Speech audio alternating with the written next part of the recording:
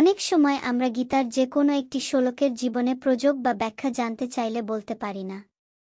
আজকের এই ভিডিওটি দেখার পরে কেউ যদি জিজ্ঞাসা করে গীতার একটি শ্লোকের জীবন প্রয়োগ বলো, তাহলে আপনি এই শ্লোক থেকে বলতে পারবেন। শ্রীমদ্ ভগবদ্ গীতা 2য় অধ্যায় 2য় শ্লোক। শ্রী ভগবানু উবাচ কুতস্থা কস্মর্মিদং বিশ্বমে সমুপস্থিতম অনার্য জুষ্ঠমস স্বর্গম কীর্তিকর্মর্জুন।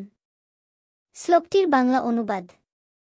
শ্রী ভগবান বললেন, হে অর্জুন, এই দুর্বলতা ও হতাশা তোমার মধ্যে কোথা থেকে এসেছে? এটি আর্যচিত নয়, স্বর্গ লাভের সহায়ক নয় এবং কীর্তিহানিকর। শ্লোকের ব্যাখ্যা ও অর্থ।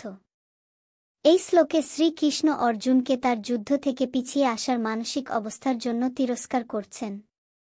তিনি বলছেন যে এই দুর্বলতা, যা তাকে কর্তব্যপথ থেকে বিচ্যুত করছে, তা একজন সত্য আর্য বা সম্মানিত ব্যক্তির জন্য উপযুক্ত নয়। এটি অর্জুনের জন্য অশোভন, কারণ সে একজন যোদ্ধা, আর এই মনোভাব তাকে সুনাম বা মুক্তির পথে সাহায্য করবে না।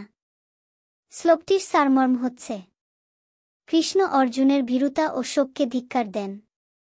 শ্লোকটির জীবন প্রয়োগ হচ্ছে, সংকটের সময় নিজেকে দুর্বল না করে কর্মে অটুট থাকতে শেখা।